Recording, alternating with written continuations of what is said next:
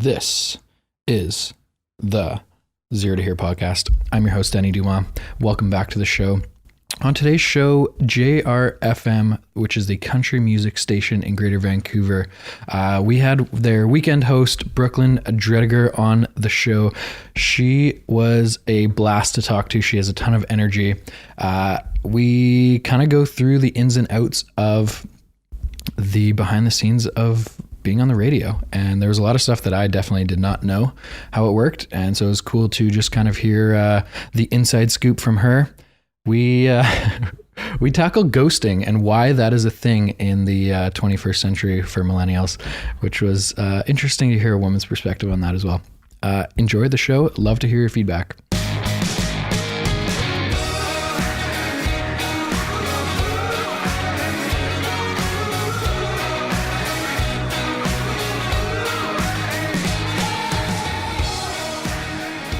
What's going on, Brooklyn? Same thing as you, just looking into your eyes. I never know the exact start.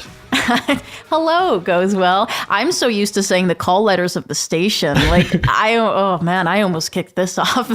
Can we hear it? 93.7 JR Country. I'm just here on the podcast with Denny and what's your name again? Carl. And I should be getting paid for this. I'm introing this. What the hell? You're paying me in beer, I guess, hey? That's really all we asked you here for, so let's wrap up. No. Yeah, we got our intro, see ya. I can do better than that. Can we start off with something completely off topic? Mm-hmm. More just because one of my friends experienced this last weekend. What the fuck is happening with ghosting people? I was going to bring that up because... And I'd like a female perspective on this because I don't understand. Well, it's so funny because two things. I told a guy to just ghost a girl the other day because he wasn't getting it and he was leading her on, and I said, just ghost. Anyways, but then I felt bad as if I was ghosting you guys with the podcast because my car blew up last week at the radio station and I was supposed to be here a week ago. Couldn't because I physically had no transportation. And yes, there's sky trains, but like, I just didn't want to figure it out. So I had to get my boyfriend's Jeep. This is how I'm here today. My car's in the shop. And I kept thinking, I am so difficult. Like, I'm that girl that's like, yeah, this time. And by this time, I mean 10 days later. Like, I didn't want you to think I was like a flake, you know, because I hate when people ghost. Like, you know, if you're going to give me an excuse, it's got to be good. And you got to like go with it. You know what I mean? I can tell when someone's just canceling on me, just bailing. Your car breaking down was a decent excuse. Yeah, and I have pictures of it being towed, so it's real. It was so embarrassing. Oh my gosh, social suicide. So bad. Okay, but why did you tell your friend to ghost this girl that he was seeing? I'm assuming he was seeing. He's my boyfriend's friend, and I picked them up from, do you know the comedian Theo Von? Nope. Yes, I love Theo Von. Okay. Oh, you guys were at a show. He was. I was at work that night, but I picked them up after Lucky Me, and they were really drunk. And I picked them up off commercial, and his one buddy's like, he kind of got off of this weird, I don't want to call it a relationship, but I think he was let on for a few months and he was burned. So then guys or girls, whatever, they typically rebound and then start doing that back to people, right? And so you hook up with somebody and then they kind of want something more than that and then catch feels and then you don't really want to, but you're still going to sleep with them and continuously like lead them on that way. That person's going to continuously catch feelings for you. So I just said, ghost. Like you told them you weren't interested in this context. And if they're not going to listen, you don't get to have both. You don't get to have, well, I want to continuously see you, but you don't get to catch feelings continuously because I keep giving you my time and attention and intimacy. Like that doesn't work. Like you ghost or you commit. And because you have no interest in committing, you must ghost the situation because clearly she isn't seeing eye to eye with you. And to me, that just makes sense. Like, hello, don't waste my time. Right? Is that, you're looking at me confused? Maybe it's more common than I feel understand. Like if it's only physical, then it's okay to ghost it, right? If there's no emotional attachment, then, I mean, what are you expecting? Yeah. I mean, hey. Is there a clear conversation saying like, but this we're is also not at moving point forward? B. Like point A would just be trying to meet up in the first place because like I've back when I was single, I would be on all the dating apps. And luckily, it never resorted to Plenty of Fish because that's exclusively for 35-year-olds and up. I'm just kidding if you're on it. But I can't, I will never. I don't know what it is. It's like something that's not in app format and starts on a website. I have no interest in. I want the accessibility and the convenience of my phone. I'm not on my desktop looking for, anyway. So... Just want to swipe. I just want to. Just the level of commitment in terms of sitting down and opening a laptop, right? I'm not opening up Excel. There's just no. And then you need like a full profile. You got to fill it out, right? And that takes time. And how honest are you on those? Yeah, this isn't my space anymore. Like, get in, get out. So all I'm saying is, like, I've been ghosted by dudes where you make plans and then either the last 10 minutes, something happened crazy, or like they just don't ever talk to you again. And I've kind of done that too, but I feel just too guilty. So if you message me and I'm not interested, I suppose ghosting the conversation would be, and she never talked to him again. You know what I mean? Whatever. So Plenty of fish in the sea. Get it? Plenty of fish. Anyway, that's why they call it that. Hey, I get it now. Anyway, sorry. I guess in that situation, it makes more sense. With my friend's situation, this is quite fun. I don't know. I guess it's funny for me as an outsider, but I don't really understand. I met this girl at a coffee shop. Okay. Really? People meet people outside their homes? Outside of Tinder, for the first time? It works. I like this. We're getting better. Wow. But they went on, I don't know, like 6 dates in 2 weeks. Had another date planned last Friday. She messages him saying, I don't feel very well. Can we reschedule? Okay. Great. That's normal. If you've seen them a million times, then yeah. No 6 dates in 2 weeks, eh? Yeah, they were, it was pretty intense. That's what me and my boyfriend were like. Right off the bat? Yeah, 100%. And I'm not like that with a bunch of people, and I don't think he is either. But when you like someone, you continuously see them. Like, so, and if you both have the same, like, end goal in mind, right? Obviously. But so what happened there? Like, she just never talked to him again, or? Correct. Wow. He messaged like the next day just saying, hey, hope you're feeling better. Let me know. That's kind of cool. Want to hang out again? Nothing. After 6 and just cold. I think that's pretty cold. Yeah. That's just plain cold in like, my opinion. Why not one text just being like, hey, sorry, I'm not really into it. Dude, because there's a lot of there's a lot of psychos 3 out there. texts prior, 3 visits prior, whatever, right? Whatever. Like you got to date 6 and you figured out, I'm a bail. Like it doesn't happen like that. What happened? Her ex called her back and that's what happened. I don't know. That was his first thought too. I mean, maybe. That's what happens to a lot of people. I don't want to assume if she's listening. I don't know. Maybe she's a hardcore Zero to Hero podcast fan. Could you imagine? Okay, let's talk a little bit about radio. Radio. Okay. How'd you get into radio? Where I was like, I want to be on the radio. Listening to... Well, you weren't even really into country growing up, were you? Oh, man. Like but you grew up in the boonies. Yeah, that's the irony of that. Yeah, it's just weird. So... 2 things. I really got into country music when I started at JR. And I told them that when I had the interview. They were like, why do you want to work for country? And I was like, to be honest, I love your listeners. Like, I love music. Like, hardcore, loyal music lovers often fall in the same category of country music fans, right? Yeah, totally. And going from top 40 format, which is like 3 Drake songs an hour, to now 3 Luke Combs songs an hour. Just kidding. I love what we play. Love Luke Combs. I love Luke Combs. I'll go about that another time.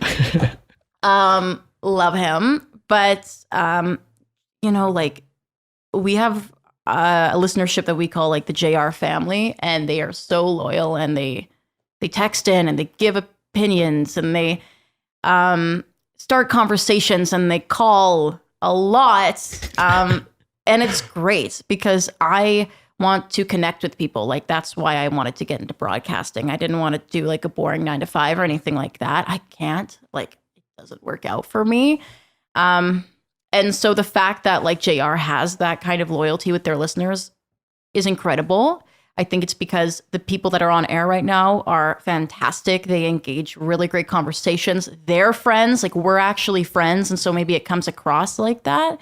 Our morning show's been doing it for 20 years. So like they've established kind of their own heritage brand in that sense. And JR's been around since long before I was born, like 83 or something. Have they been there for 20 years? Karen and Clay. Jesus. Yeah, Karen moved here from Calgary in 2000. I'm dating her son. Hilarious. It's not a secret, like at all, but yeah, like I am dating her son. So I know all that, and she moved here in 2000, and she's been. So with you Clay. met in a real life situation too. I actually did, but ironically, Wouldn't that be funny if you met him on Tinder or something? No, I will tell you about that, but I just need to finish this, or else I'll lose it. Because I knew that was going to come up. No, anyways, the reason I went into radio, I was never starry-eyed about radio, although I loved it as a kid. Like, I'm obsessed with music. And, like, I remember not getting into broadcast school into BCIT, and that's why I'm in radio, because I couldn't get into TV. Because I was too young at the time. I applied right out of high school into the broadcast and online journalism program at BCIT. And they basically were like, you're too young. You don't really have enough life experience. We kind of, unless you are a genius and you pass all the exams, which are kind of hard, by the way. Like, and I'm sure anyone who went to the broadcast program who like graduated is like, it wasn't that hard. And I wasn't that good at it, but it was because, I don't know, like I just didn't have enough life experience, and that was totally fair. And also I only got 59% on the exam, but I think it's because of age. Anyways, they like to at least have 19-year-olds at the youngest, they told me, because at least you'll do 1 year of general studies. And I'm like, that's fair. And I'm very thankful I went into radio, because I think I like it a lot better than I would have liked broadcast journalism. And so it was 2 weeks before high school graduation, and my dad's like, you're not going to do nothing, so you better figure something out. And so they told me with 10 days or something left, you can apply to radio. It's virtually the same exam, just different essays. So I did. I got in 2 days later, and I am so thankful for that. Like, I loved BCIT. And so since then, I just did internships and I worked my way up, kind of. I went to a small town, like, well, it's actually not a small town at all. It was Kelowna. But medium, small market, you know what I mean, though? Yeah. Like, it's not Vancouver or something. So yeah, I have been working for Jim Pattison for 3 years, and the fact that I got to move down to JR when there was an opening, best thing ever. Because ironically, I really wanted to work for the Peak for years and years and years. Like when the Peak launched, I was all about that. I was in high school. I listened to it all the time. I thought it was the coolest station. And in BCIT, like everyone wanted to work for the Peak. A few obviously would work anywhere, but like you went into radio because you wanted to work at the Peak. Really? And so, yeah, it's just a cool station. And it was really, really cool at the time when they were doing the Peak Performance Project. And I don't know, I just love that station. I love that music. And a lot of my friends have like won the Peak Performance Project, or people I went to high school with or whatever. And so that was just really cool for me. And I, some of the folks that were on that station that I was listening to for years, I ended up getting to call my coworkers. Like I just manifested working in that station, in that building with those people. The fact that I got to call them my peers, I was like, that was just so cool for me, and so early on in my career. So anyway, what were we talking about? What was the question? How did I get into it? I went to school, I worked really hard, and I'm still working really hard. And I just have always loved talking, entertaining, writing, performing, musical theater since I was a kid. So I just thought, I can't do anything else. If I can make money doing something I like to do, I'm going to do it. How many different programs are there across BC that do radio? Columbia, a lot of people that are working in the industry in Vancouver that I know of have gone to Columbia Academy. That's the one right on Main Street. And I think it's only 1 year. And from the get-go, you run a radio station, like a campus station, which I'm like, nerve-wracking. Holy.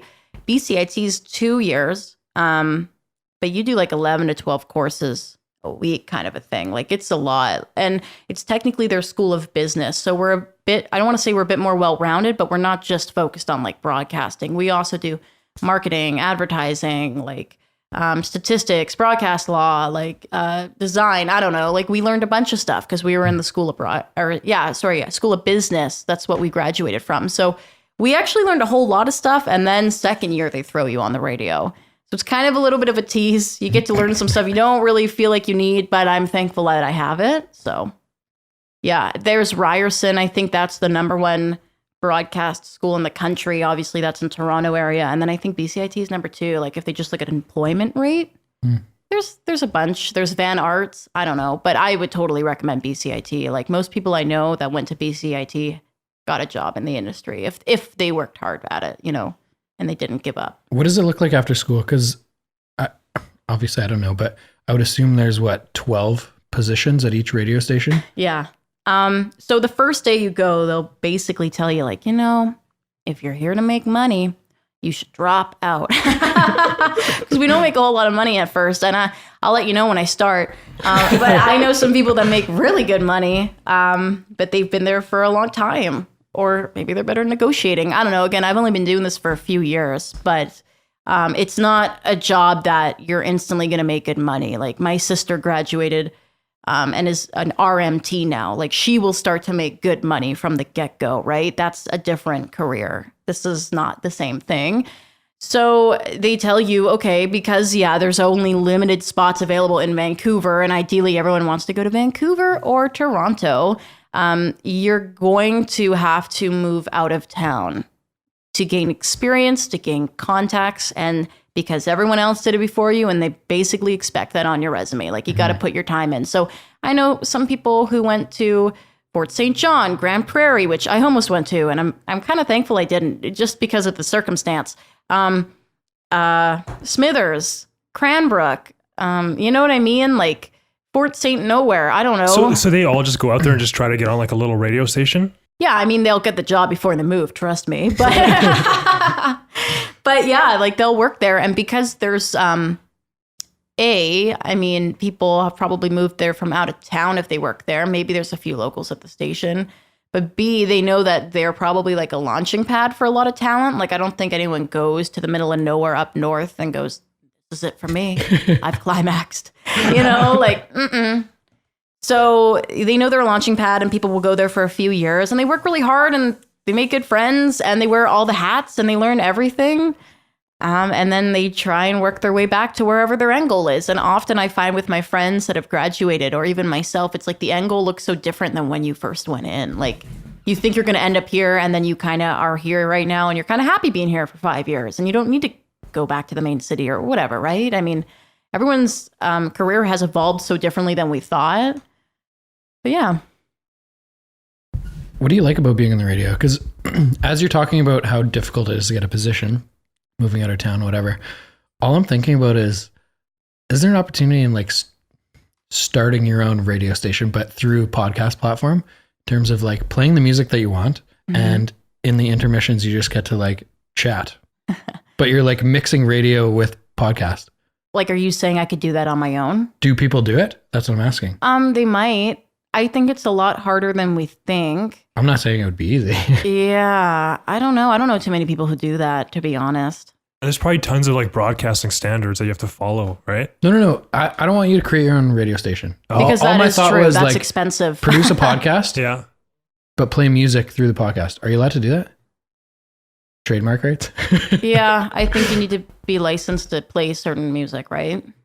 So, like if you... we played JoJo's just song. Steal stuff? Yeah, but he was sitting there. Yeah, he was sitting there. That's fair. And I think it's different because you were playing his song on the phone, like really sketchily through the headphone. Hey. It wasn't like you're not using it without asking or paying for it as your like jingle to the podcast. I don't know, guys. No, that makes more sense. And to be honest, that's a whole lot of work if you're not getting paid. So like commercials are what makes us money. So if you're not playing commercials, you're doing this for free out of the goodness of your heart. And like a lot of work and time, right? And like, how do you gain a listenership? I mean, maybe people will start to do it. There are like Spotify radio stations and stuff like that. And there's YouTube channels and people do podcasts. But I think people that love to communicate and connect with people, like that's why they start a podcast. You know, it's more for the talk part of it, not the music part. What do you like about being on the radio? Is it the talking part? Is it the music part? Is it a combo?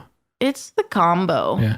The fact that I get to listen to so much music in a day, to the point where I would even complain about it, is like, life is good, you know? Life is good. I'm no longer flipping burgers at White Spot. Like, life is good. I just love being creative, trying new things. I'm not an expert. Like, I'm not a seasoned talent where I've done this my whole life. Like I've done this about 5 years. I really enjoy like connecting with our listeners, trying to hopefully make someone laugh. Like I just really want to make people laugh and make them think.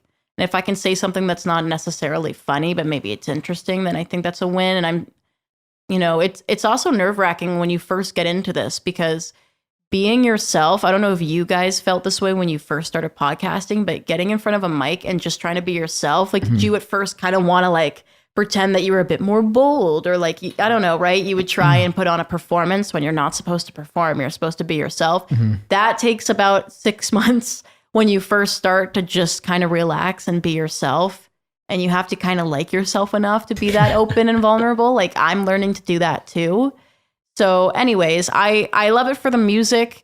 I love introducing people to new music, and I love to talk. I mean, I love starting conversations, and we get to do that at JR. Again, like the JR fam is awesome. They text in, they call in, and it's great. And it does not feel like work. It's fun. How much flexibility do you have in terms of topics that you talk about throughout the show? I mean, I think every station has its own demographic, right? Sure. So we wouldn't be talking about the same thing as like CFOX would be. I think our demographic is, in a sense, very broad, because country music is super cool right now, I think. Maybe at a time it wasn't as cool, but I think like kind of with FGL, they came about probably like 5-6 years ago that really like brought a wave of like younger people really loving to play it more. And for me, I'm not just talking to I'm being very stereotypical, but like some old guy on a farm loving his traditional Western country music. Like I'm talking to literally anybody who lives in Vancouver, to be honest. Like it could be young folks like us. It could be parents with their kids in their car. It could be an older couple like our parents. It could be an even older couple that have been listening to JR for years. I mean, so for me, I just try and find things that are kind of funny, kind of local. I'm pretty sarcastic, so I try and like bring a sassy spin to it, like not to the point where I'm like a total bitch and like it turns people off, I hope. But just because I'm a realist too, and I try and like look at the bright side of things, and Vancouverites love to complain about everything. I am one of them. So that's, I think, another thing I get to play around with too. How much freedom are you given? Like, can you come up with your own segments and stuff? I suppose you could. Like, it's so, I don't want to call it limited when you're on the weekends, because I don't have my own show. But when I cover other people's show, which is like a lot, this summer you're probably going to hear me every day because everyone's going on holidays or whatever. Like I just did 11 days in a row or something. And so I'm doing other people's segments. So yes, like people do segments. It's just not me at the moment. But when I was in Kelowna, I was doing segments because I was full time. Right. So we do this thing called Hot or Not. Like we choose a new song every day. You get to vote if JR plays it more, or if we kind of like, we don't like that one. Okay. Or we do, I think Barb does 9 seconds at noon. So people, if they have a business they want to promote, or if you were like, hey, I've got a podcast and this is where you can listen to it. Like you've got 9 or 10 seconds to say it and we'll air it on the radio in the noon hour. So it's like free advertising kind of, which is nice because people have fundraisers they want to promote, or it's their anniversary, or I don't know, whatever. Right. So yeah, we do some cool stuff at JR, which is really nice. Like we're all about community. So we want to keep building that, I think. I don't know if other stations do it. I don't examine all of them or anything, but yeah. Who plays the music?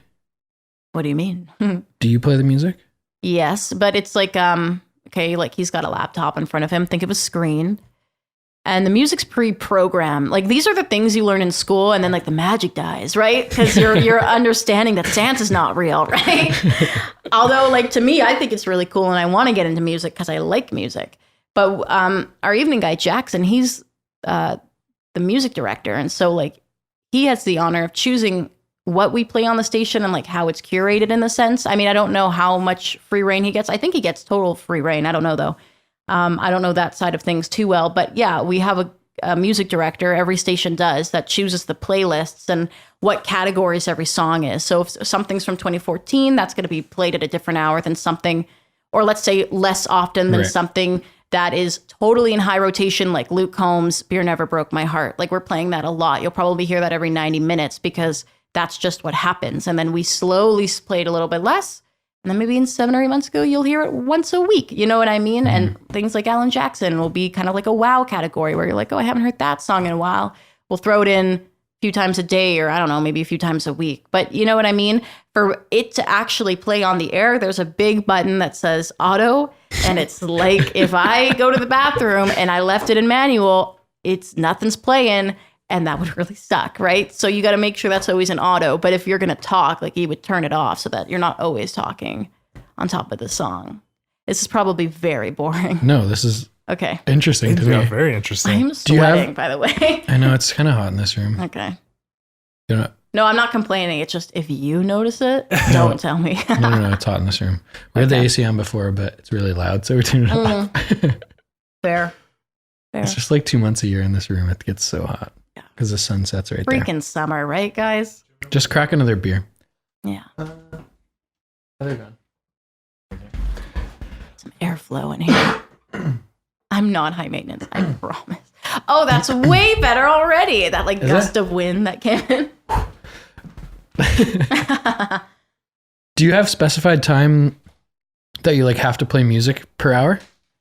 What, like how much music we play per hour? You're allowed to talk for 15 minutes per hour, or how does that work? If you go off on a rant for 12 minutes, oh god, is that frowned upon? What if I call in during your show and we just like shoot the shit for a few minutes? Well, we wouldn't be live, so you do you, boo. We can talk all day, but I'm not gonna air it. So whenever you're talking to someone, it's never live. Sometimes it is. Oh, really? Yeah, like Isn't that sketchy?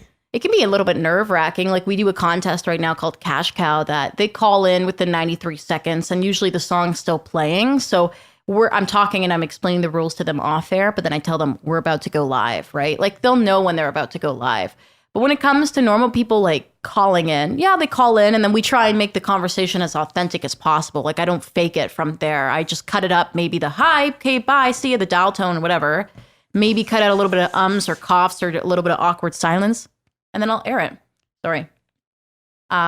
So, I mean, everything is like probably 30 seconds or less. If it's really good, like if it's a contest or something, then like a minute's fine. Or, I mean, I've always been told that if it's going to be longer than 30 to 45 seconds at the most, like it better be good from start to finish. Like, and that's what a lot of new jocks have to learn. I still learn that sometimes where I'll even listen back to something and think, oh, that could have been shorter. Like, edit until you cry is such an important piece of criticism, I find. Like, how can you say something that would have taken you 20 seconds and make it into 9 seconds, right?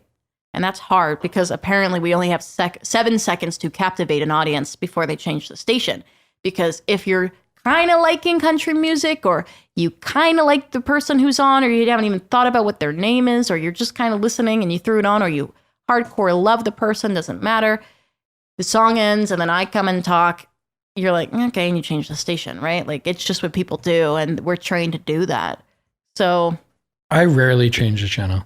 I really only listen to Spotify or JR. Yeah, me too. If I'm on the radio, it's JR.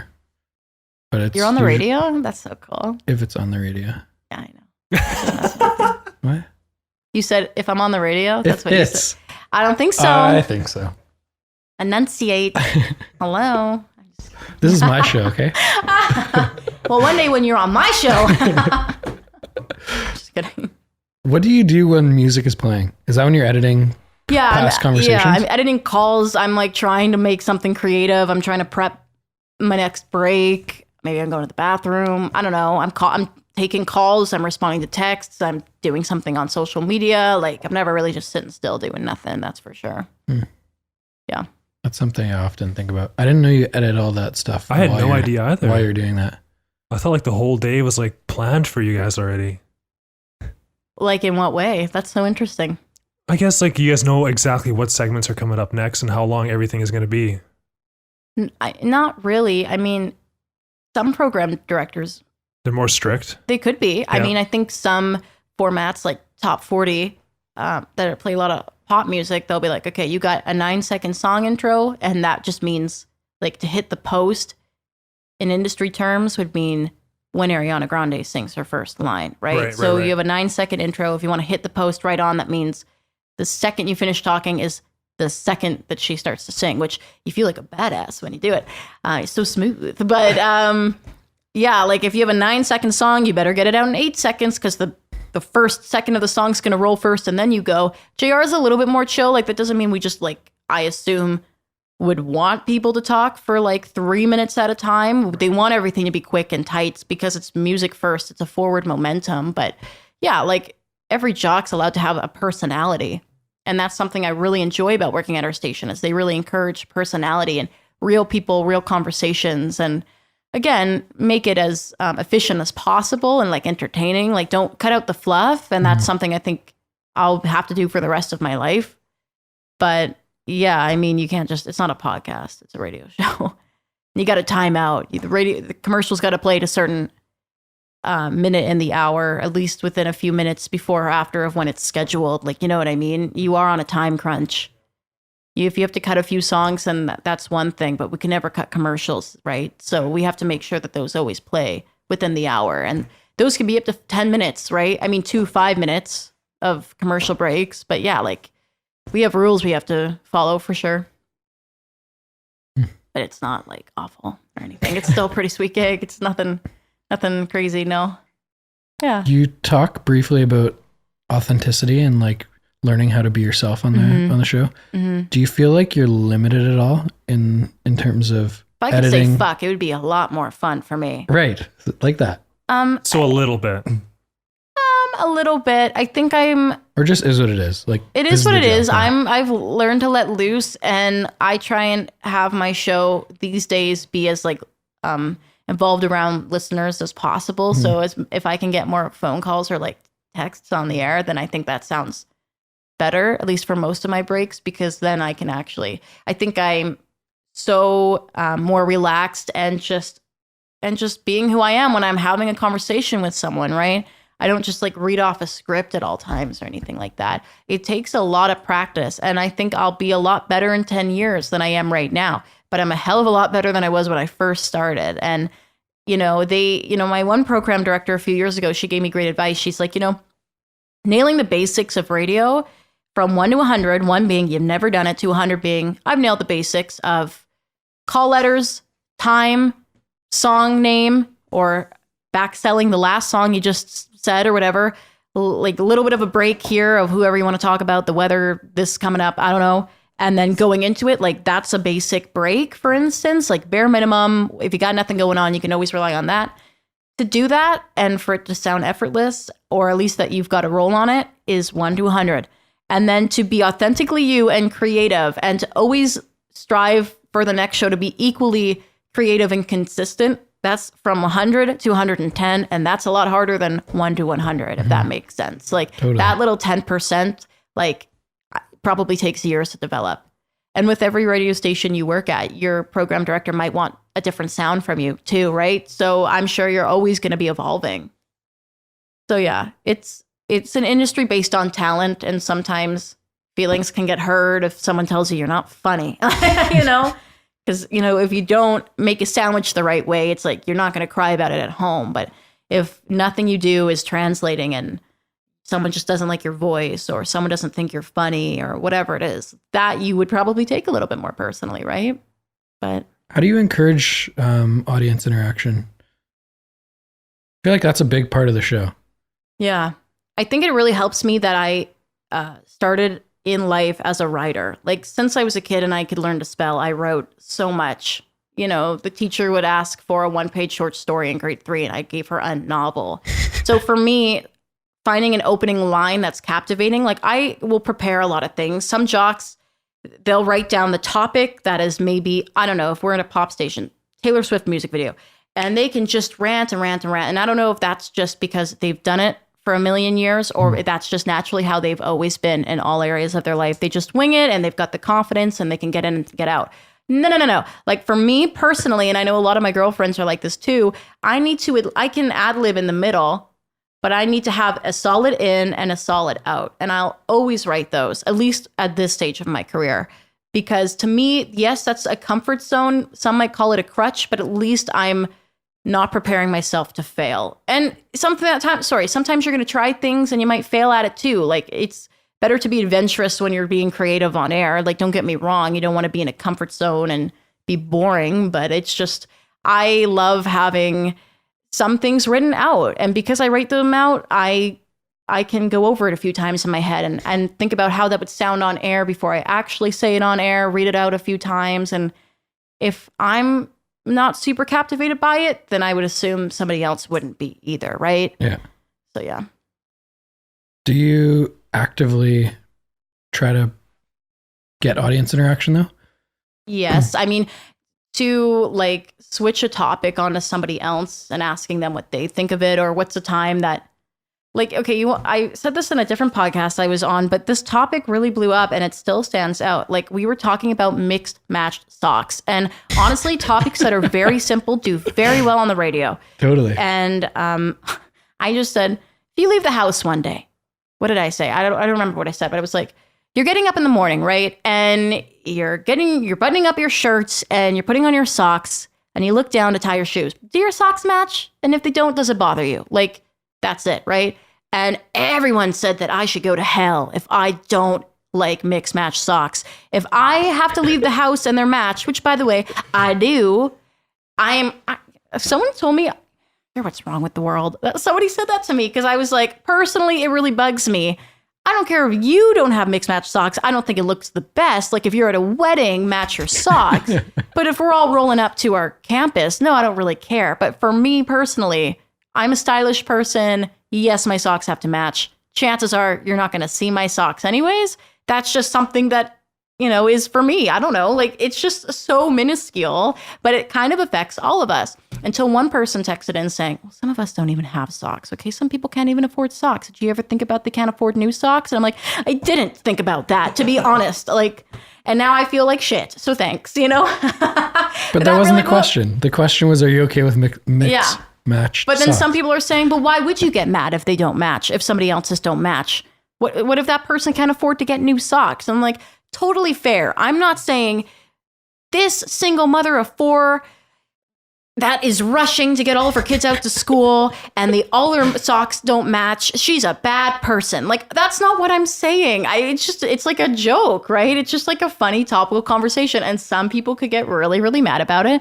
90% of people were like, yeah, I don't care. Nah, there's bigger problems. Or, yeah, I need to have the match. But then there's always going to be a few people that are like, it kind of goes over their heads and they take it very personally. Or they get very offended, right? Which you can't do anything about, but at least you got their attention. And that's all that I care about. Like, I'm not out to hurt anybody's feelings, but we do want people to listen to the station. So at least what I made an impact. And to me, that's a good bit. That's interesting radio, right? For sure. Yeah. I should comment on the socks one next time. What if people have creatively mix match socks? Like, one is black with gray polka dots and the other one is gray with black polka dots. I had a little kid call me, A little kid. He was like, hi, I'm making this up. Like, I'm ad-libbing. It's not verbatim, but he was like, hi, I'm Jacob and I'm 10 and I would like to weigh in on the sock issue, which was like adorable. Like, he was pitching me an elevator pitch, right? And I was like, yes, Jacob, let's get it. No, I'm okay. I'm not even halfway done. I won't shut up. I can't drink this. But he was like, sometimes I'm just really creative, right? And I like to express myself through what I wear. And I was like, I feel that. And he's like, sometimes I'll make, it was just like really cute. And how he was saying how he does not match a sock sometimes, because to him, that's like a ball-in fashion move. I don't know. And I was like, you go, Jacob. Like, I wasn't like knocking him on the air. I was like, you know what? You're totally right. I didn't even think about that. But, everyone was able to weigh in on that because everyone's worn socks at some point in their life, right? So sometimes the simplest is the better. And to me, that's how I think really good conversations start. So I try, when I think about a topic, I'll try and peel it back. Okay, how can I like make it a little bit more simpler just so that it's easier for people to jump in on, right? Yeah. Are you wearing matching socks? Of course. Thank God. Do you have to? Yes. I kind of assumed, because you're kind of like the analytical side of all these things, that would be something that would maybe bug you. That's never even come across my mind. I'm wearing two different socks. Yeah. Really? Thank you. Me neither. Oh, and if I'm wearing white shoes, the socks have to be white, not a gray. You know what I mean? If I'm wearing boots, I guess it's different. But, yeah. How about you? So what, you just like wake up in the morning and just grab whatever? I'd say 95% of the time my socks are matching. Oh, matching. Okay. God, we got some normal folks at the But table. sometimes I wake up and I'm like, you know what? Fuck it. I'm living life my way. And I just wear 2 completely different socks. What if they're both like colorful and kind of designy and... Oh, they're always colorful. Yeah? You're like my boyfriend. He's got those exact same socks. Happy socks? Yeah, sure. They're the best. I don't know. That's the best brand. I like your boyfriend. I was trying to think about how maybe, let's say, you who needs to have them matched, you wouldn't even think of them not matching. That's just so not you. The one day in the year that they didn't match, you are so late to work or something, right? And you're driving and you kind of are like, fuck, I look stupid, don't I? I hope they don't notice the socks. And then I come on the radio like bashing, not really, but like giving the flip side of things that I think it's a little ridiculous if you're an adult and you're dressing nice somewhere. And then you're like, oh my God, I'm a piece of shit. Like I should have woken up 5 minutes earlier. I'm humiliated. Like I didn't even think about it. I'm sure that's so minuscule in somebody's day, but people were attacking me as if they were thinking that way. But no matter what you say, there's no way that you can please everyone. No. And some people just love to be offended. And I don't want to. I don't want to. Yeah. Like, I'm not a mean person. I'm so accepting of everybody. And if anything, I'm more on the PC side of things. That's just who I am. I think if you're getting any kind of, again, I'm not saying anything rude on air. So if you're getting any form of engagement, at least they're listening. You just kind of have to look at it like, oh, well, that really made an impact. So that was a good one. I don't know. Right?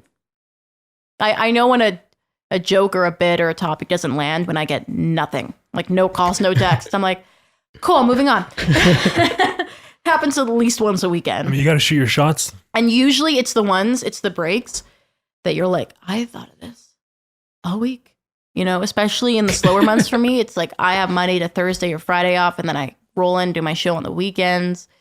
And like there'll be a topic that happened on Tuesday, and I'm like, I know everybody on the radio talked about it Tuesday, Wednesday, Thursday, Friday, but I got a different spin.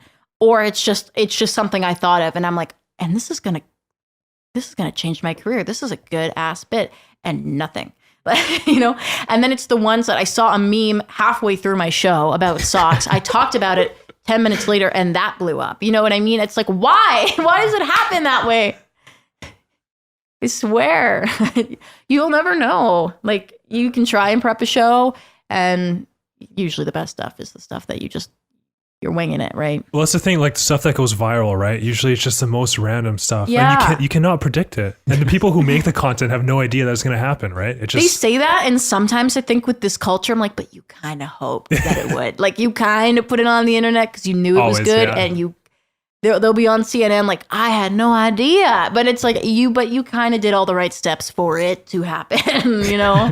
Like that little, that video that happened like 2 weeks ago, that little baby like having the conversation with his dad on the couch. And I don't remember what they were watching, but like he's like just talking in gibberish. And then the dad's like, oh yeah, I know, that's ridiculous. Like he's actually like having a stimulating conversation with his like infant son. And the way that the son's looking at him, he's like he's got all the attitude and like the mannerisms, yeah. Yes, of like how a conversation would go without the spoken English. It's fantastic.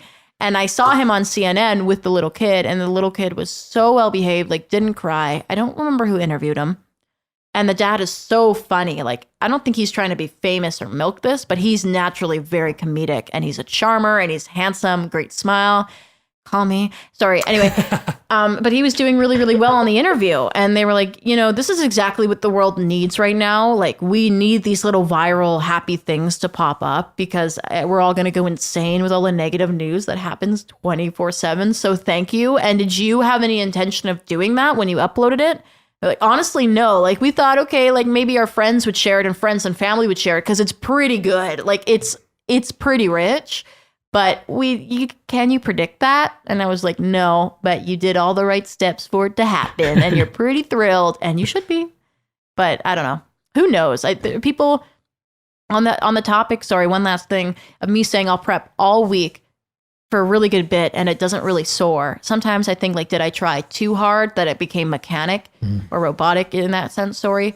And then the things that I just wing that happen in the moment, like those take off. And I'm not saying like I'm a rock star and wow, they took off. You know what I mean, though. They do well in my show. It's the same thing with people on the internet. Like some people try so hard, right, to get that viral moment for clout or whatever people call it now, for likes, for shares, and they'll go so above and beyond, and it's like so embarrassing and tacky, and half of it just doesn't make an impact. And then it's those little viral moments that had no intention of going big because it's authentic and real that those get shared millions and millions of times. Do you think it's just less genuine if you're thinking about it throughout the week, planning rewording. Whereas if you just see something throughout a show, it's like your first instinct and you're saying it. You know, you need to kind of live a life so you can talk about life. You know what I mean? Yeah. If you're just constantly working, like if I worked 20 days in a row, I bet you my last 2 shows I would probably start to sound like I was burning out a little bit. Or just super mechanical. And maybe that makes me a shitty broadcaster. I don't know, but I'd like to think that everyone needs at least one day off. Not saying I'm not willing to work 20 days in a row. It's just, I think the fact is when everyone has a little bit of downtime to themselves, they get to live life and actually experience things and then think that would be good to talk about. Right? Like ghosting. I could totally make a topic on ghosting. How do you define that? Right? This inspired me to think about that for the weekend. Right? And that's how that comes about. But yeah, if something was planned for 5 days, I would assume over time that I would even get bored of it before I did it. Right? Yeah. Yeah. You're welcome for that topic. Thank you. Thank you so much. I just thought it was such a hilarious conversation. I'll be like, hey, JR fam, my friend Denny's having relationship issues. Please let me know. What do you think about ghosting? Like, he's really concerned. I would never do that. You can tell them to message me directly on Instagram. Drop his number, yeah. Do you get ghosted a lot? Do you have a girlfriend? I have a girlfriend. Okay. Were you ever ghosted before that? No. Did you start Yes. to... Yeah. Okay. Because, you know, some One people time. have been in relationships a long time and they never even went on Tinder in the first place. But I unfortunately did. One you? ghost. You've had one I've ghost? never been on Tinder. Really? How did you meet people before online? Ever? I got married. Oh, yeah? Didn't work out. Really? Actually? Yeah. Oh my gosh. I never would have guessed. Really? Yeah, really. I'm older than you think, maybe. How old are you? 30. That's not old. That's not old. No, it's not old. How young were you when you got married the first time? 20, the first time. Jesus. Sorry, the only time? 26, Yeah. I think. Yeah. I mean, that's kind of a normal age, actually. Old school. My family's really old school. That's okay. I don't really fit the mold, I guess. No, not at all, dude. I won't pry, but that's fascinating. I met Okay, my you can boyfriend pry at the if you want. Roxy. Did you? So many Yeah. good things happen at the Roxy. Was that Do a country they? event? It was Roxy Sunday, yeah. Yeah. Okay, long story short, but like we love this story and I don't care who knows it. So Karen's our morning show host. I had just gotten the job and moved back home. I was living in Kelowna and working in radio in Kelowna for a year and a half. Moved back home in October. And I was hanging out with one of my girlfriends who worked on the other station weekends. We were both weekend girls, but on different stations. But I had known her for years through BCIT and other jobs. And originally, Karen set up my boyfriend, whose name is Tyler, with my girlfriend, like one of my friends who worked on the other station, because she was like, you're single and you're single. Boom, it's going to work. And I think they went on a few dates and like it just didn't, like there wasn't any sparks or anything. And so she actually told me to go for it.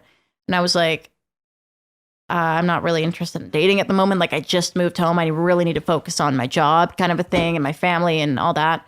And so a few months go by and now it's close to Christmas and we're at Roxy Sunday. And my friend who Karen originally set Tyler up with, she was moving on to work for Z2H now. And so we all went to Roxy Sunday for her last day. I'm sure she really loves me telling this story, but it's pretty funny and I'm telling it at my wedding, so I don't care. And so she invited him, and again, I don't think they ever were really anything, but she was like, yeah, he's like a nice guy. He'll be fun. So brought him out to Roxy Sunday. And he was probably thinking, well, we've been on a date, so like, I guess she wants to hang out with me. But she is telling me, you should go for him. I think you should. And I don't go to like bars or anything to meet guys. Like if guys come up to me to dance, I like take my girlfriend and I dance the other way. Like I don't like it. That's not how I like meeting people unless you're just a bro. But when does a guy just want to be your friend at a bar? It doesn't happen.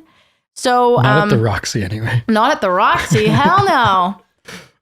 Well, we totally hit it off. Like again, me and him are not someone who ever had any game before that. Like we're totally like relationship people. We were never people that just liked going on dates and ghosting with people and anything like that. And so when we met, like I actually fell in love with him that night. It was so random and weird. And we were just both so drunk. But we were dancing and my friend ended up leaving after 15 minutes and it's her going away. I don't think she wanted to go. Maybe she did.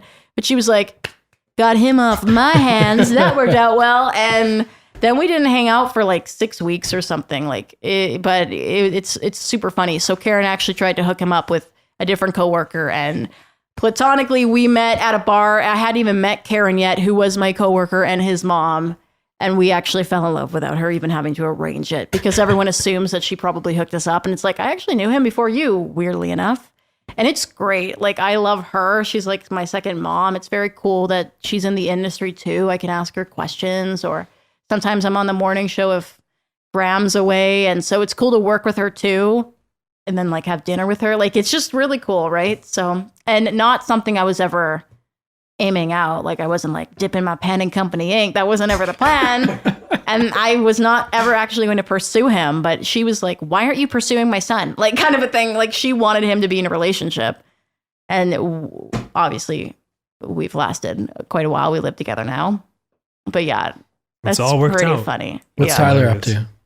He's a financial advisor. He's a financial advisor. Yeah, at Van City. So if you need a financial advisor in the Tri-City area, I'll hook you with his business card. He's like super like 9 to 5, suit and tie. And then like just loves to have a good time after that. He's like really a cool. lot of bank people. I would assume like if you're going to do that every day, like you need to have a good time on the weekends. I couldn't do it. What's the radio after party life like? I don't know. I think we're all tired by the end of our shifts. We're like, well, see ya. Like, I don't know. We all really like to drink, but I mean, half of them have wives and kids, and so they kind of do their own thing. But when radio people do get together, people get hammered, and that's at every radio station I've ever worked at. Like, we like to drink for sure. Is there rivalries locally? I would hope not. I think that's, there's going to be ratings where you hope you do well, but you don't wish the other people poorly. That's just business. You want to rank well. Mm-hmm. It's, if you have, I suppose, like competition or rivalry with somebody else, that's clearly a personal thing. I don't have any. It's connecting over over competing, collaboration over competition, at least for me.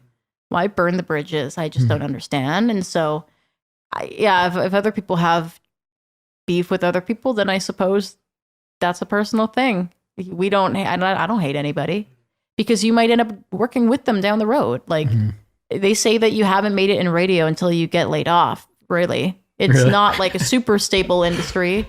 Some companies are better than others. So, hey, like, who's to say you both won't get laid off one day or move to a different town or get a job offer, and now you're working with this person that you were competing with before? Like, it's just, it's better to have like a family dynamic in that sense, right? But I suppose it's with any industry, with connecting with people and building friendships, like you get out of it what you put into it, right? Totally. And so for me, I just try to meet everybody and try and be a yes person, honestly. I take every shift they ask me to do and work hard and hope for the best, right? Do you like working in the country scene now? I love it. Love it. Are you a big country fan now? Wouldn't say I'm a big country fan, but I'm really starting to love it. Like, I listen to it on my off time now, and that's when I know I really like it. You've been a JR a year? Almost 2. Almost 2? Yeah. What are your go-to country artists right now? It's interesting because I grew up on a farm. I'm assuming it's probably not like mainstream because you hear it too much on the radio. It depends. Like, my first ever concert was the Dixie Chicks. So like, I grew up with some country, right? Like, it wasn't completely foreign. It's just like I had an emo phase and I didn't go that way. And there's no photos to show it. So humiliating. Is that what happened to your personal Instagram? What do you mean? Your personal Instagram has 12 posts. Oh, no. Yeah, those were all emo, and then I deleted the ones from before. No. I just archive them from time to time. I don't know why. Anyway, it was like I was emo. Like, you don't even know. Like musically wise too and all that? Yes. So I wasn't just like depressed and listened to like what were you listening to? Like My Chemical Romance, From First to Last, The Used. Like, Jesus Christ, like Brand New. Get it? Yeah, it's just it was a moment. I was young. I didn't know any better. But anyways, back to the original question. Country's so happy. Sometimes it's really depressing. Have you heard that new Luke Combs song? But happy depressing. I will say it's better songwriting. It has more substance. And that's why I think I can listen to it on rotation as much as I do at work without getting sick of it. Like, I literally don't get sick of it. Whereas when I was working in Top 40, which I would do it again, naturally, I love pop music. And that's what I grew up loving once I got out of the emo phase. But like hearing Justin Bieber a few times a show, it not as much substance as hearing, again, like a Luke Combs or a Brett Aldridge. You know, I love Casey Musgraves. I've always loved Casey Musgraves. And I think her and Maren Morris are fantastic, and they're major crossover artists. Kind of the way T Swift did it. You know, everyone talks shit about T Swift, but she had to break that ceiling, and country fans might never go back to her and they think that she sold out, but she killed it doing country, and she made people like me as a kid who did not like country listen to country. Totally. Right? And now she's killing it doing pop. And she could do both. I mean, she still writes country songs like Babe and Better Man. Like, those are incredible songs that she's just given to somebody else, right? And that's where the money is, baby. Songwriting. Songwriting.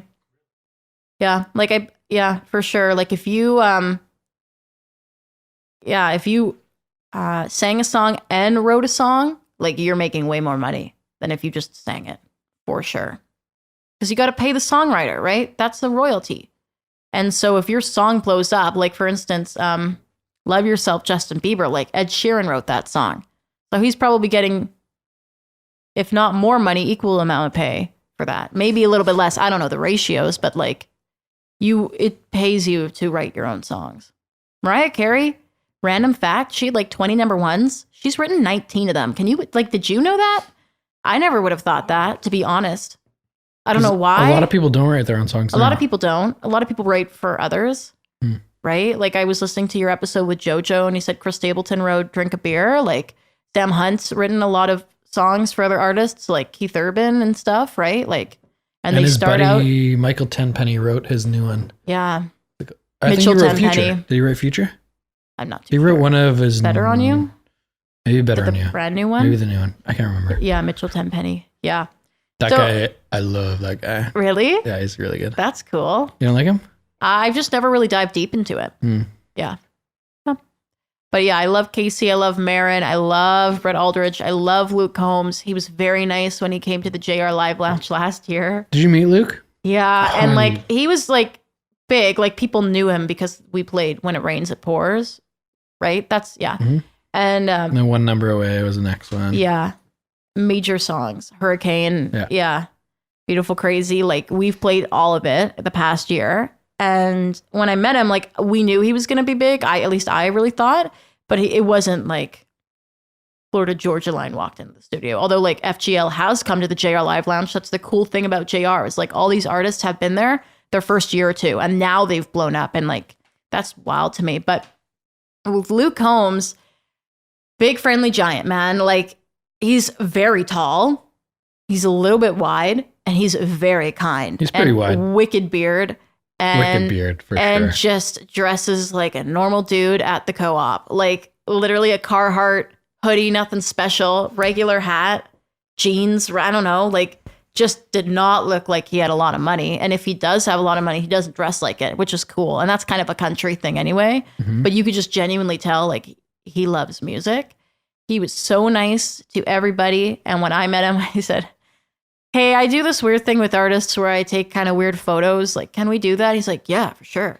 So like, we went back to back, and like, we kind of crossed our arms like this. And I did it with one of my other friends at work. And then the guy friend, he walked away, and then I looked at him and I'm like, can I, he's like, get a normal pic? Yep. Then we just have a normal pic of it. And I was like, oh, you're so funny. Like, he's a nice guy. Have you seen him perform? I'm going in October, and I don't like. He's at Rogers in October, right? And it's sold out in an hour or a day or something crazy. Like, he was playing Commodore last year. I went to Commodore, and I didn't get to go to that one because usually I work concert nights because like someone else at the station wants to go, so that's when us part timers get the shift. So it's like, whatever. If it's not on a weekend, or if we don't book it off well in advance, like, we're probably working the show, and that's fine. So I didn't get to see Luke, and I get to go this year because I think it's on a Saturday, and I'm like, excellent. I am so excited. I think Morgan Wallen's opening up. I didn't look at the lineup. I think so, which I hope, because I really like Morgan Wallen right now. He's so good. Yeah. Luke is my favorite. Which one? Combs? Combs. Yeah, same. He's my favorite. I've seen him twice now. Really? And I'll probably get tickets in October. It's sold out, so good luck. Well, you just get them on Craigslist or something. I guess so, but they're going to be so expensive. Like, although it's so funny, the section I'm in was like $47. Like, also, Rogers sucks. Yeah, I agree. Why? Just like the layout on the whole stage and all The that? acoustics suck. It's too big. No Right? acoustics, 20,000 or whatever, 15,000 people when you eliminate the back of the stage. It's too big. It's too many people. I did feel that way when I saw Lord. Like, saw Lord about a year and a half ago. Yeah, at Rogers. And like, I am a massive Lord fan. Like, I love all kinds of music. And like Melodrama is one of my favorite albums of all fucking time. Like, that's a fantastic album if you've ever heard it. And I knew every word of every song she sang, and I was sitting front row of the lower bowl, so I wasn't super close, but not like nosebleeds. And I still turned to my sister and was like, I could watch this on YouTube, right? Like, and that's not the artist's fault; it's the venue. Like, you have so many fans that want to see you. So what are you going to do? Book a venue for 6 days in a row for 10,000 people, or whatever? Or are you going to do one night with all 25, 40? I don't know how many, right? It's like pretty. Have you been to one at BC Place? Just Taylor Swift ones. And I think Luke Bryan, was he at BC? I went to that one. It was in November. Did not like that show. I know. Loved Sam Hunt. What was wrong with it? What was wrong with the show? No diss to Luke Bryan. It just like there wasn't enough theatrics for me, like to too fill many up the stadium throughout the show. I'm not joking. That's his move. And it is pretty interesting to me. Like, if you see an artist like Taylor Swift, I can really only compare to her because I think she's one of the only artists that consistently sells out BC Place for 1 or 2 nights. But also is one of the only I've seen at BC Place because, again, most people play Rogers. Yeah. But she breaks out all the stops, man. Like, every song in her set list, like if the set list is 25 songs or something, like it's a brand new outfit and fire and water and 3 flying stages and then an acoustic set and the piano. And it's like, it's just incredible. And like 40 background dancers and then like a montage in the intermission of just cool behind the scenes. And to me, it's just like, again, I'm not going to say I'm the biggest Taylor Swift fan in the world, but I've loved her for 10 years now. And when I went to see her in Seattle last year, she played Safeco, which is massive. And outdoor. I think, yeah, which was very cool. And there was 65,000 people, right? Because you're getting some people from Canada and some people from Portland and then everyone in Washington coming. And she literally made me feel like I was the only one in the room. But like, it was so good. Where with Luke Bryan, like, I know he's talented. Don't get me wrong. This isn't a diss. But his big like costume change was like a red t-shirt to a green t-shirt. Like, you know what I mean? And for me, I just was like, whatever. Had a blast. I drunkenly sang every song, but I'm not going to say that was one of the most memorable shows I've ever been to. Right? Although he did have a cooler on stage where he just like kept opening and cracking beers. Did and he? You take a sip. I clearly was drinking too many Do you beers remember too that? because I don't remember that. Oh, that was the most memorable part of the show for me. Okay. He had a cooler. He'd take a beer out, take one sip, and then just throw it in the crowd. That's kind of cool. But It was cool. I was Probably also did kind that of far away 10 for that times. one. Yeah. But I kept hearing that his other show, like 3 or 4 years ago with this big flaming truck that came up on the stage, like that, everyone's like, yeah, that's when I saw him. And I'm like, we didn't get that. Like, that does sound cool. We got a different t-shirt. Like, you know what I mean? But Sam Hunt came on before him and he was doing covers of like Goodbye Earl. And I sobbed. I was like, this is my jam. I got up. It was a good ass time.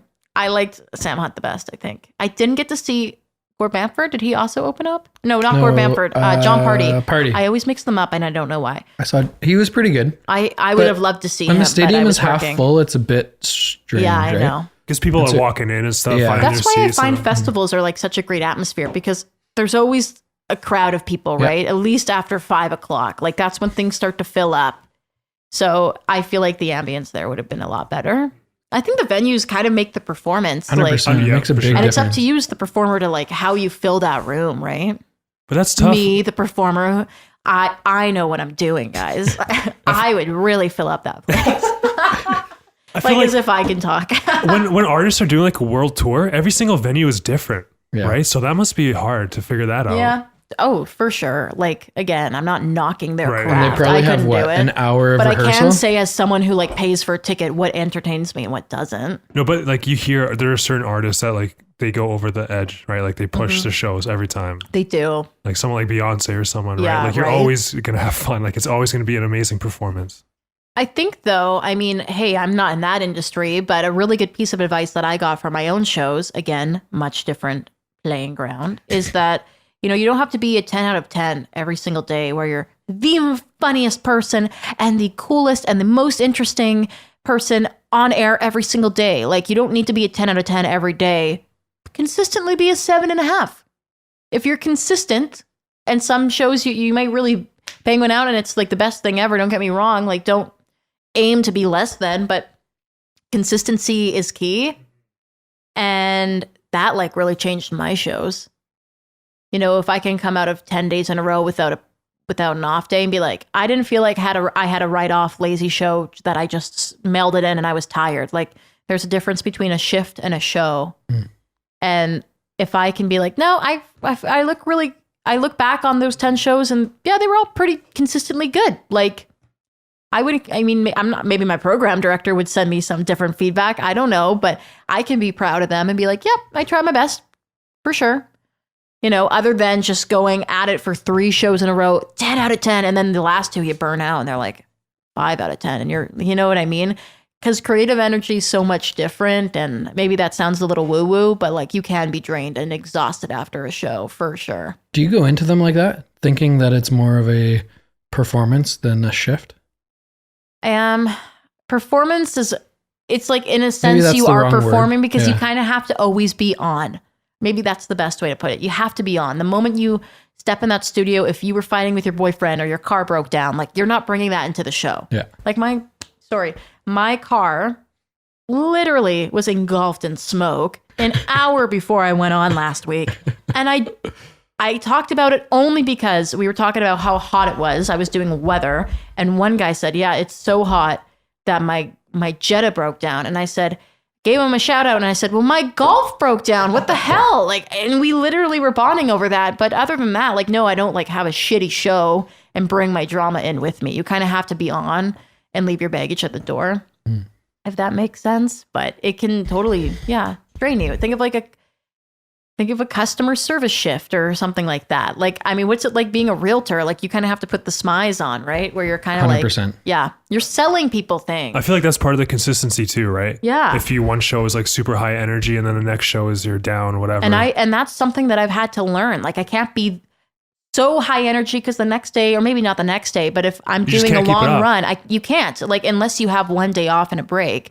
And I'm not saying, whoa, my job's really hard. I press buttons and talk about musicians. But I mean, and I'm not saying I'm not fortunate for all those like long days in a row, right? Like, obviously I want more work and that's a great thing. It's just the fact that if I can be consistently an 8 out of 10 other than an 11 out of 10 every day, then hopefully that 8 is like my new 10 out of 10 because I've really nailed it. I don't know. This is something that I'm just discovering and working on.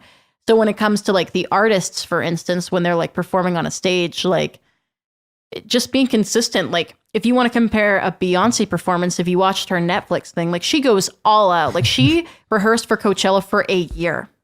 For a year? One of the best performances and performers of our lifetime. And then you have Adele who doesn't dance at all, right? Like she does not dance. She just stands there behind a mic, but she gives it. And like, it's just, everyone's going to be different, right? And everyone has a seat at the table. So what's yours, right? You have to define that for yourself. One's not better than the other, but they definitely provide different things, and you'll go home with a different experience, right? You can't like pretend to be somebody else. I'm so deep right now. I'm really going on a tangent. Sorry. For you, who's the most engaging live performer you've ever seen?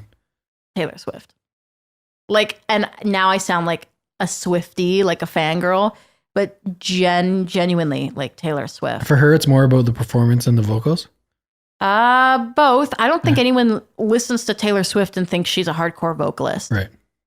She's a songwriter first, and then I think she's a performer. She's a good singer live. She doesn't write it in. She sings live. Like, yeah, she's really good. She's been doing arenas for like a decade, and you can tell. She's fantastic. I'd have to think about something. I haven't thought about that in a little while.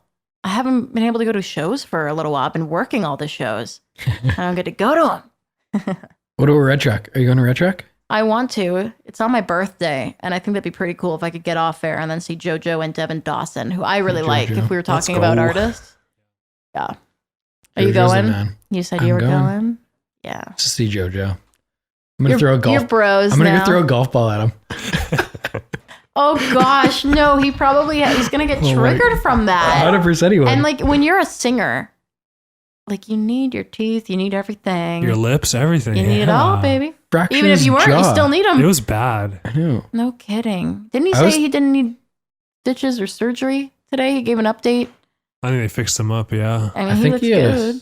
Well, he said his jaw was fractured, so they had to do something. Oh, okay. Yeah. Man, too bad. But I'm glad he's on messaging him on Instagram the next day. It's like, holy shit, what happened? So he's explaining it, and he literally said someone teed off like the tee box next to him and just like hit it straight right. No way. Yeah. So he's probably like what, like 10, 15 feet away? No, probably more, more. I would say, I didn't ask him the distance, but based on the scenario he said, it was probably like 40 yards away. But like straight to the face. But that would really hurt. Holy.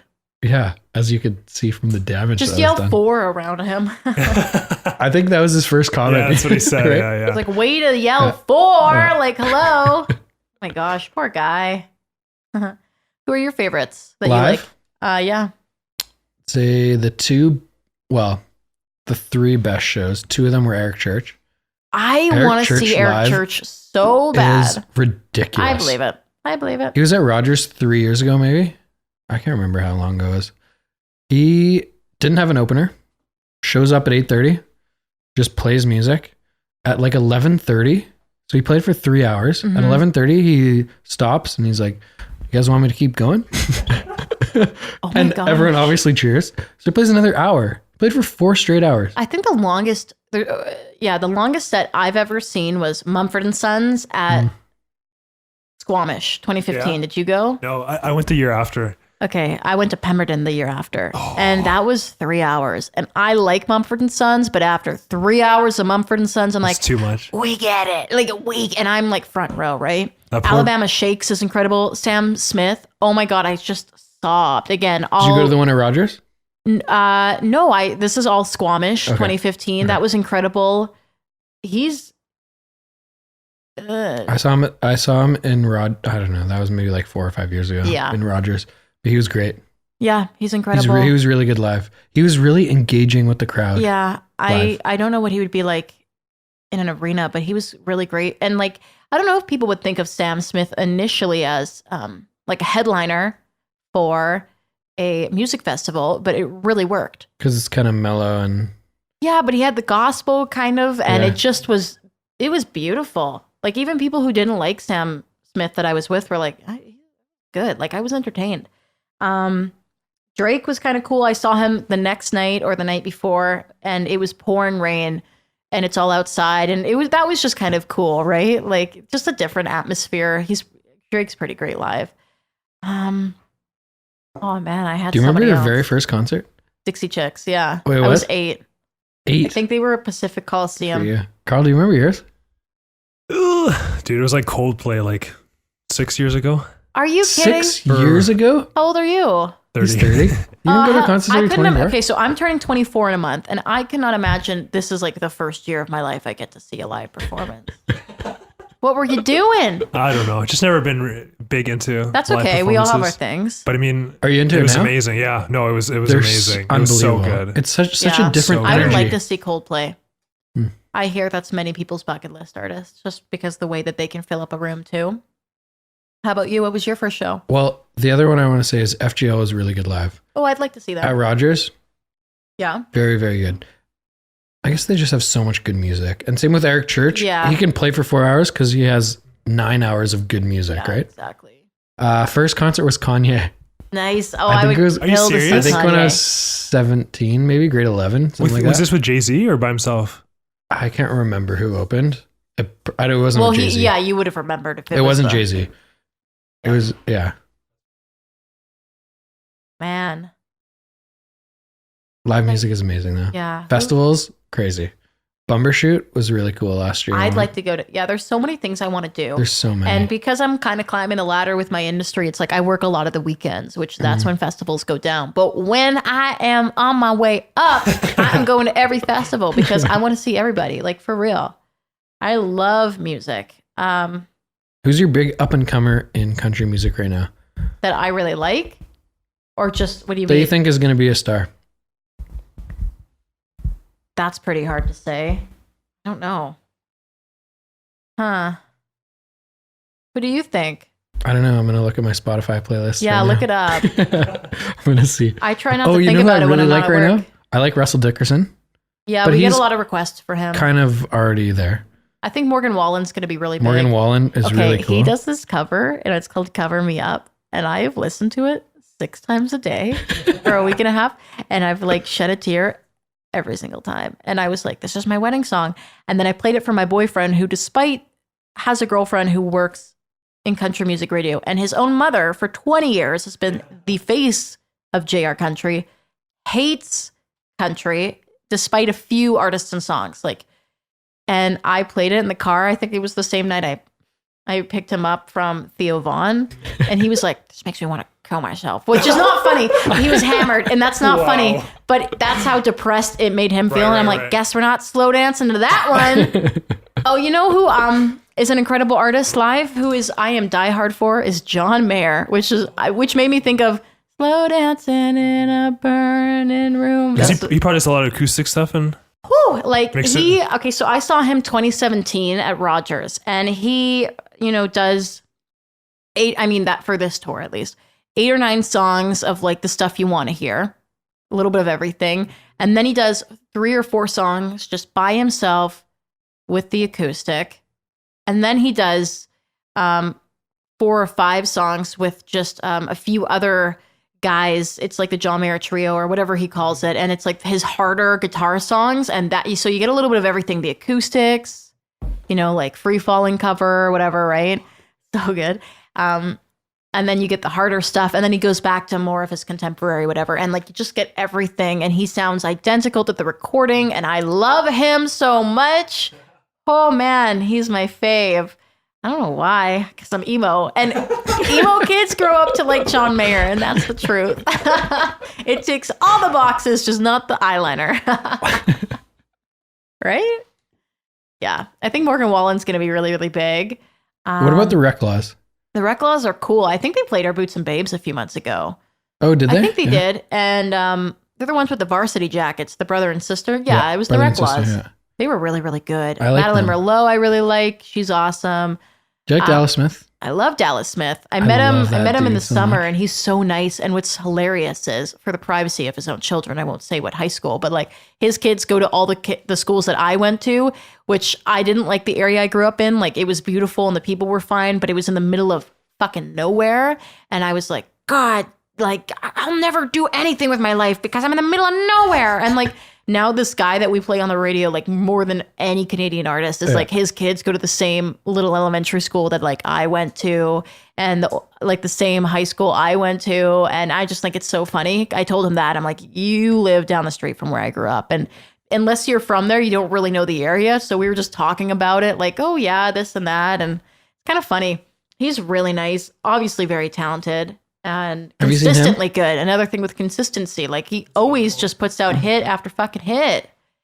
And he's an album artist, I feel like people, right? Really, he was phenomenal live. Yeah. He was. Eric Church is great with the crowd. Sam Smith was really good with the crowd, but Dallas Smith was phenomenal with the crowd. Yeah. He probably, I'm not joking, he probably played for 45 minutes maybe, let's say at Sunfest last year, and he took 40 selfies. So he would pull people's phones out of the crowd, take a selfie with them while he's singing, and give their phones back. It was really cool. He's a nice human. Like, again, I've only met him once, and we've talked for 5 minutes. Like, not saying I'm best friends with him, but very nice guy. And his wife seems pretty chill online. We've had a few conversations. She seems really cool. And he's just like a Langley guy. I'm a Langley girl, so I get it. And I mean, he was with Default before, right? So was his band on the show? Sorry, what? Did his band come to the studio? Or I think he interviewed with Barbara. He didn't interview with me, but then he did like a patio party for our listeners, like 30 of them who won. And so him and a few other guys, were playing kind of like more of an acoustic set on our deck. Did you meet Flav? I don't think so, no. Flav is the best. He's a good dude. Yeah? Flav's his drummer. That's cool. Yeah. Pretty we had him sweet. on the podcast. Nice. He's a beauty. Yeah, that's pretty cool. No, I think I was on air during the performance. So I went in, I got a picture with him because I wanted to meet him. I said, hey, we talked, and then I went back on air. Like, I didn't really stick around. I got things to do, people to see, baby. That's when you hit the auto button, right? You know what? My job ain't that easy. But that's exactly what happened. And then the Smashing Pumpkins I saw in Seattle last year. I don't know if you like them at all, but they did 3.5 hours. They've been around forever. Are they still good? So it was like a reunion. Okay. I think their bassist, Darcy, she wasn't in it, and they had a falling out, but it was the original lineup, and it's been like 30 years, I think. So they kind of did a reunion tour. It wasn't that like gimmicky or anything. It wasn't like shticky. But yeah, like they sold out most of their shows, I think, in North America. They didn't do Vancouver. They did Seattle. What's the lead singer's name again? Billy Corgan. That's right. I have a lyric of them on my arm. Really? That's so cool. And not even because I'm like hardcore Smashing Pumpkins. I just really enjoy their music, and he's awesome with his lyrics. And 3 hours of that, and you know what's funny is Metric, Canadian band who I love Metric. They opened up for them. But in the States, and again, Seattle's 40 minutes away from us, right? At least from where I grew up in Aldergrove. And anyway, not far. Jeez. What? You have a fast car. No, Seattle's not too far without traffic. Seattle? I don't think it's so. It's like 3 hours. I don't think so. Maybe 2. Yeah, you're right. Okay, yeah. 40 I'm thinking minutes, of I don't know what I'm thinking of. But anyway. Brooklyn's got a roadster. Not with the Jetta. This is why I'm in radio. Anyways, it's 2 hours, let's say, right? It's not far. And these people had no idea who Metric was. And it just killed me. It killed my Canadian soul. I was like, these guys are so good. They're putting on a wicked set. And barely anyone knows who they are unless they came from Canada. But if they play here, I've seen Metric play Rogers Arena. You know what I mean? It's just so interesting, that perspective. Do you think it's because the Canadians play their music more up here? 100%. I think Canadians love to support other Canadian artists. Right. I think that they're just also very good. I think Metric's consistently good. Again, I've liked them since 2008 or 2009. And they still put out music. Yeah, good stuff. Emily Haynes is fantastic live. She doesn't take a break when she sings. She's incredible. She's got great legs, very jealous. And but we do have to play a lot of Canadian music, right? That's why you hear a lot of Dallas and a lot of JoJo and a lot of the Reclaws and a lot of Metric and a lot of Set the Whale, right? Is there a percentage? Yeah, I think 30 or 35% an hour. Oh, really? 3 out of 10 songs have to be Canadian. I think. I'm not the music person, but yeah, it's a broadcast law. I've heard that too, yeah. We have to support our own, and that's cool with me. Who else is good Canadian? Because we don't really... When they're played, I don't assume that, I don't know that they're Canadian. I knew the Reclaws were. They're from Ontario, I think. Megan Patrick, JoJo, of course. Dallas. Oh man, I wish I had a music log in front of me because now I'm trying to think off the top of my head. It's okay. I didn't mean to put you on the spot. No, that's okay. I mean, I'm trying to think of who we play a lot. That changes a lot of the time. James Barker Band, the Washboard Union. Yep. High Valley, I believe, is Canadian. Paul Brandt, obviously. Yeah. Keeps going. Like it. Keeps going. That's actually kind of cool. I think with country is you wouldn't know if it was a Canadian artist or not. Do they get much radio play in the States? Oh, I couldn't tell you. Yeah. I don't know. I don't know how big these artists are. Maybe Dallas does, but the smaller guys probably not. I don't know unless they tour with somebody else. Tenille Townes. Oh, love Tenille Townes. I'm obsessed with Tenille Townes. Somebody's daughter or Whitehorse, obviously. She's on tour with, who is she on tour with right now? It's Carrie Underwood, or it's someone really big. I can't remember, but it's it was Keith Urban, I think. I think she was on tour with Keith. I can't remember, but it's a major artist right now that I think she just finished being on tour with. And now I think she's joining Maren Morris. I could have my names wrong, but she's doing really well in the States for touring.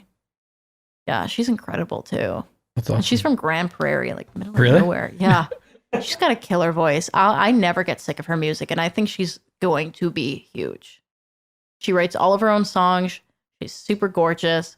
She's super down to earth, good ass music, highly requested all the time. I think she'll go really far. Write that down, Carl.